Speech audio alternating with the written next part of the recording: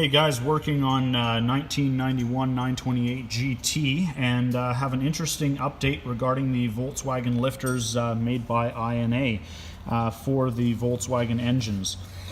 As you can see, we actually had put in a set of high-performance cams and valve springs. The cams were done by Colt Cams for me, and anyways, going in there, the lifters showed to have some signs of wear. Now, I'm also currently working on a V10 turbo diesel Touareg that I'm going to be putting in a set of billet camshafts from Colt Cams as well.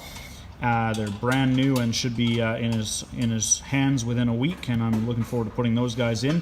However, I found that the black nitrided lifters made by INA for Volkswagen, they're substantially harder and they should actually last longer than the factory just chromed ones.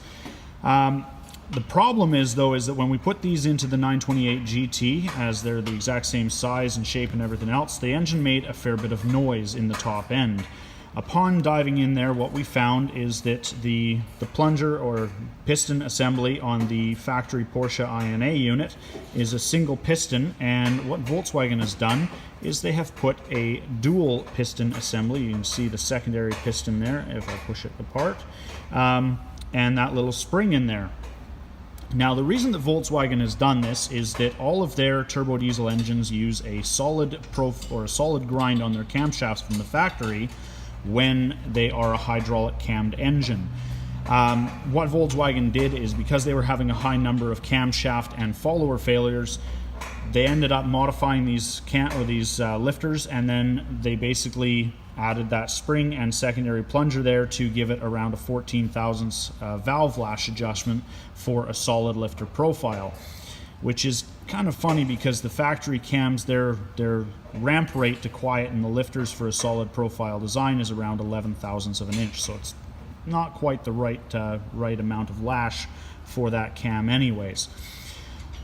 But if you are using an aftermarket camshaft made by Colt or whoever, sold by Kerma or anyone else, they're with a proper hydraulic grind on the camshaft, you cannot use these lifters without modifying them. You'll see if you remove this spring right here, it actually removes the function of the lash setup. So all you have to do is take the lifter, smack it down on a hard flat surface a couple of times. The piston assembly will come out.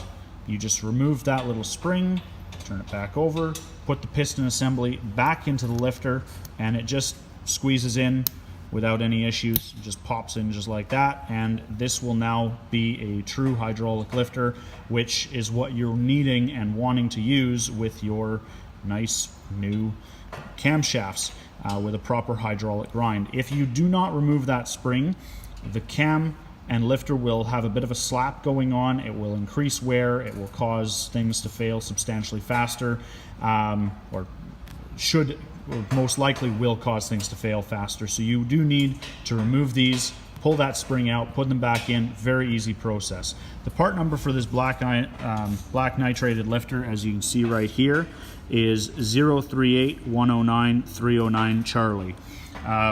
Most of the aftermarket or most of the camshafts and lifters being sold for all of the turbo diesel engines now for the Volkswagens are these black nitrided lifters, but a lot of them, as I said, the aftermarket ones or the regrinds, especially the performance grinds that are done and sold by places such as Kerma, TDI, and other places like that, all are using these lifters with that spring, and if you don't remove that spring, it can cause wear. Now, I just found this out. I have searched online and I have not found an ounce of information regarding this, so that is why I am putting this video together, to hopefully save a few engines, and also to give a shout out to Colt Cams for their nice new billet cams for the TDI, which I hopefully will have a video up shortly after I get them to document the installation on the V10 TDI engine without actually having to pull the engine out.